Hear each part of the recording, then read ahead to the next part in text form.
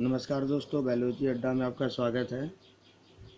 ये मेरा दूसरा वीडियो है बायोलॉजी कक्षा 12वीं का चैप्टर 2 पुष्पीय पादपों में लैंगिक जनन। तो आज हम शुरू करेंगे पुष्प के भाग। पुष्प के कितने भाग होते हैं? तो पुष्प के भाग या जिसे हम चक्र भी कहते हैं, पुष्प के 4 चक्र होते हैं, यानी 4 भाग होते हैं। नंबर 1 बाह्य दल पुंज, जिसे कैलिक्स बोला जाता है। तो यह है क्या? यह पुष्प का प्रथम चक्र है। अनेक बाह्य दल मिलकर बाह्य दल पुंज का निर्माण करते हैं। तो बाह्य दल को हम क्या कहते हैं इंग्लिश में? सेपल, या फिर इसे हम कहते हैं अंकुड़ी। क्या बोलते हैं? अंकुड़ी। तो अनेक अंकुड़ी मिलकर बाह्य दल कहलाता है। ठीक है।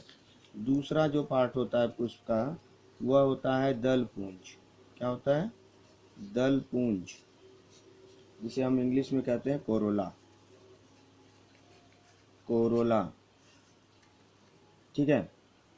यह क्या है?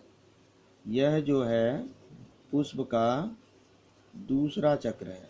यह पुष्प का दूसरा चक्र है। कौन? दल पुंज।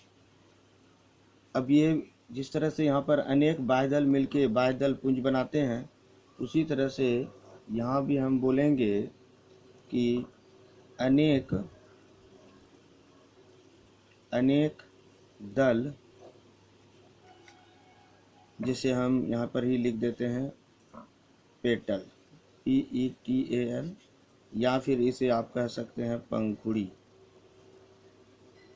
ठीक है। अनेक दल या पंखुड़ी मिलकर क्या चीज़ बनाएंगे? दलपुंज। दलपुंज बनाएंगे या दलपुंज कहलाते हैं। ठीक है। तो थोड़ा सा यहाँ पर हम आपको एक चीज़ बता दें कि बाह्य दल पुंज जो है, यह पुष्प में प्रकाश संश्लेषण में सहायक होता है, और साथ ही साथ जो फूल का जो कली होता है ना, उसका भी सुरक्षा करता है। कौन? बाह्य दल। प्रकाश संश्लेषण में भी सहायक होता है और फूल के कली में भी वो सुरक्षा प्रदान करता है। और दल पुंज का काम है पुष्प में, यह तो बिल्कुल कलरफुल होता है, लाल पीला हरा, जो भी आप फूल में कलर वाला चीज़ देखते हैं तो वो दल पुंज होता है। इसका काम है कीटों को अपनी ओर आकर्षित करना। अगर कीट को अपनी ओर आकर्षित नहीं कर पाएगा तो फिर परागन में दिक्कत होगा। तो कीटों को आकर्षित करने के लिए दलपुंज का होना आवश्यक है।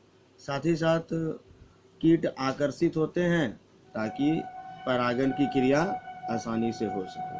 ठीक है। आइए अब हम चलते हैं पुष्प के तीसरे चक्र में। ठीक है। तो हम यहाँ पर लिखते हैं पुष्प का तीसरा चक्र। तीसरा चक्र का नाम क्या है? जो तीसरा चक्र है उसका नाम है उमंग। तीसरा चक्र है उमंग। इसे हम कहेंगे इंग्लिश में एंड्रोसियम। ANDROECIUM,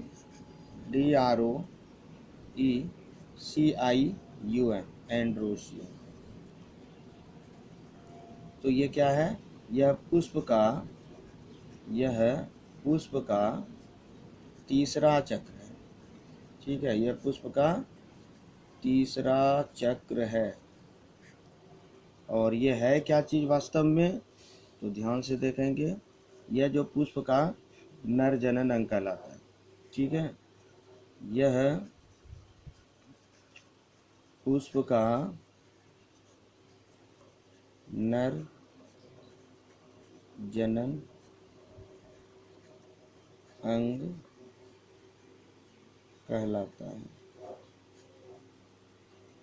ठीक है। और एक जो महत्वपूर्ण बातें हैं, तो जिस तरह से आपने देखा कि बहुत सारे दल मिलके दलपुंज, बहुत सारे बाह्य दल मिलकर के बाह्य दलपुंज, उसी तरह से अनेक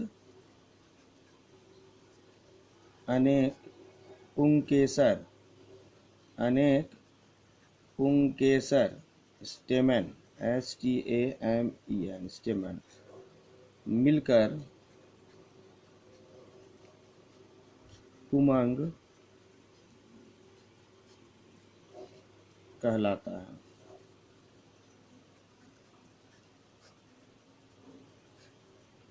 मेरे साथ नोट करते भी चलिएगा, आपका नोट्स तैयार हो जाएगा, ठीक है। आइए चौथे चक्र में चलते हैं। पुष्प का जो चौथा चक्र है वह है जायांग। जायांग गायनोशियम, GYNOECIUM,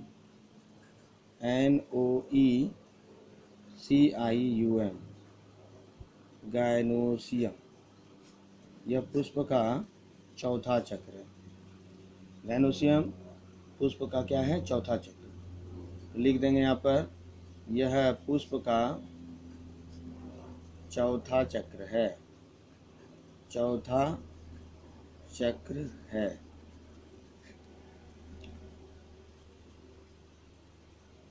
अनेक स्त्री केसर मिलकर, अनेक स्त्री केसर मिलकर, स्त्री केसर को हम क्या बोलते हैं? स्टील, PISTIL, मिलकर जायांग कहलाते हैं। और ये जायांग है क्या पुष्प का? तो जायांग जो है, जायांग पुष्प का मादा जनन अंग है, मादा जनन अंग है, ठीक है।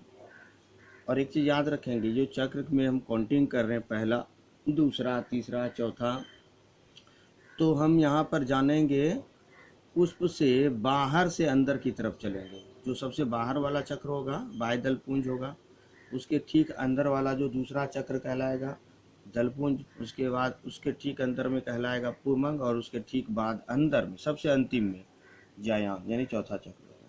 बातें समझ में आ गई? तो जायांग क्या है? मादा जनन अंग, और पुमंग क्या है? नर जनन अंग। क्लियर?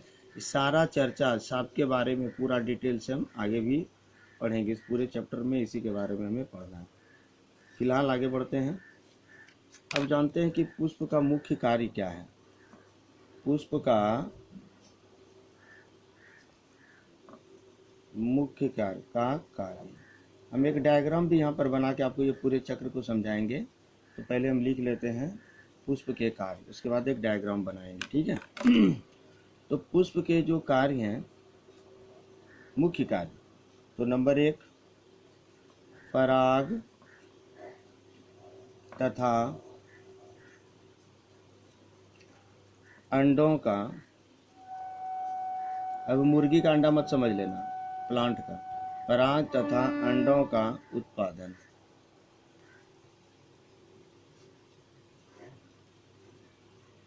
दूसरा, अब ये हम जानेंगे आगे कि पराग कैसे बनता है और अंडे कैसे बनते हैं। दूसरा, फूल का क्या काम है? परागन करना, ठीक है। परागन होगा तभी जो है नए पुष्प में निषेचन होगा और नए प्लांट बनेंगे।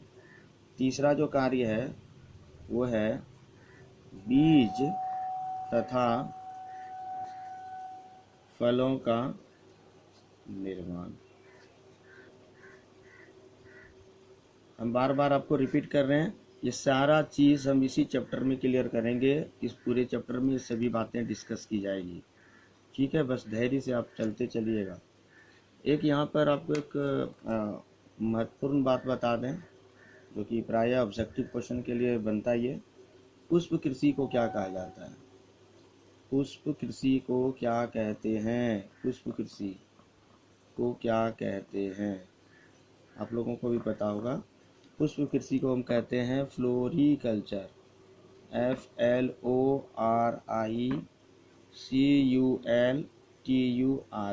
फ्लोरीकल्चर। याद रहेगा? अगर याद नहीं रहे तो सिंपल सा याद रखना है कि हमको फूल का फुलौरी खाना है। फुलौरी समझ रहे हो ना, देसला? हाँ, फूल का फुलौरी, फूल का फुलौरी, फूल पुष्प कृषि को क्या कहेंगे? फ्लोरीकल्चर, ठीक है जी। तो आज का वीडियो यहीं पर क्लियर करते हैं, समाप्त करते हैं। नेक्स्ट वीडियो में हम आगे बढ़ेंगे, जिसमें हम आपको धीरे धीरे करके पूरा डिटेल बताने वाले, ठीक है। तो चलिए अगले वीडियो में मिलते हैं। Thank you.